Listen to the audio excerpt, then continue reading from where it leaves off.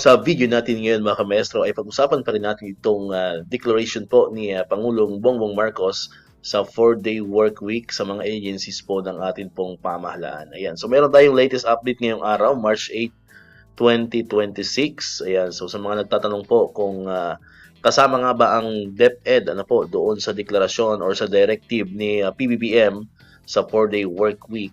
Well, nagkaroon po ng kasagutan dyan si Secretary Sani Angara kahapon at kanya nga pong binanggit na hindi raw po kasama ang mga schools, yung mga teachers, ayan, dito sa ating dito sa 4-day work week na dineclare po ni Pangulong Bongbong Marcos. So ito po 'yon, no? So sabi diyan, mga public schools ay hindi kasama sa 4-day work week.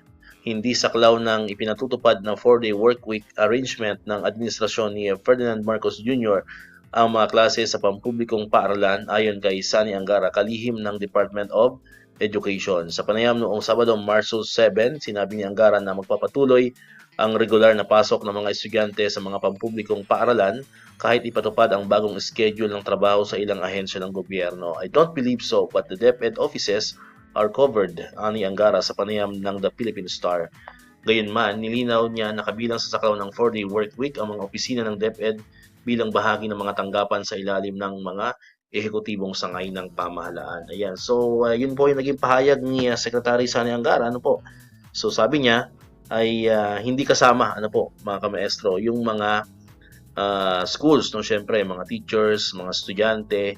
Ayan. So, syempre, ngayong, nasa normal na schedule pa rin tayo. Ibig sabihin, Lunes hanggang Biyernes, ay mayroon pa rin pasok po sa mga paaralan. Anyway, malapit na rin naman po ang closing natin. So almost 3 weeks na lang, 3 linggo na lang ang natitira bago matapos po ang school year 2025-2026. Ayan. And actually sa 3rd week ng March ay schedule po 'yon ng periodic test. Ayan. So yun po, Yun po yung malinaw doon, although wala na pong ipinalabas na DepEd Memorandum. So, nag-aantay pa rin po tayo sa DepEd Memorandum. Pero sa tingin ko, maglalabas lamang ng memorandum yan kung tayo ay kasama. Pero baka dahil hindi naman kasama nga yung mga schools, baka hindi naman magpalabas ng DepEd Memo. Pero abangan pa rin natin by Monday kung magpapalabas pa rin ng DepEd Memorandum po ang DepEd para maging official talaga yung tungkol nga dito sa deklarasyon po ni Secretary Sani Angara na nasa normal na schedule pa rin po ang mga paaralan. Okay?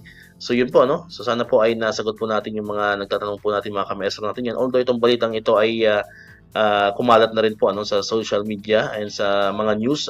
Anunsyo po ni Pangulong Marcos, syempre na 4-day work week sa ilang mga agencies po ng ating pamahalaan. Syempre maugnayan pa rin yan doon sa nangyayaring digmaan between US, Israel at saka ng Iran. Ayan. So alam naman natin na talagang ang ating oil, ang langis ay talagang nagmumula sa Middle East, particularly po sa Iran, at ito po ay dumadaan doon sa Strait of Hormuz na kung saan ito po ay kontrolado ng Iran. So ang ibig sabihin niyan, yung mga barko po, yung mga barko na may mga karga ng langis ay hindi makakadao or hindi makakadaan doon sa Strait of Hormuz.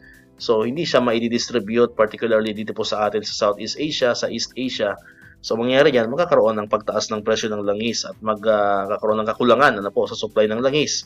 Ayan, so alam naman natin yung law of supply and demand. Pagka walang supply, syempre tataas yung presyo. So yun po yung naisip na paraan ng Malacanang para makatipid sa langis, bawasan po ng pasok. Anyway, ang DepEd talagang mas marami rin, mas marami ang matitipid sana kung pati DepEd ay kasama sapagkat ang mga estudyante ay napakarami, milyon yan, of course. Teacher nga, 1 milyon na How much more pa kaya yung mga estudyante? So kung nasama sana ang DepEd ay mas malaki ang matitipid, po mga kamaestro. Pero ang maganda nga lang diyan, ay malapit na po yung ating closing. So 3 linggo na lang, and hopefully wag nang umabot ang 3 linggo yung digmaan sa Iran. Sana matapos na yan, po mga kamaestro, para naman wala na tayong problema tungkol dito sa supply po ng ating langis or sa ating gasolina. Alright, so yun po, Yun po yung balita po natin. So abang-abang po tayo by Monday. Bukas, kasi linggo nga pala ngayon.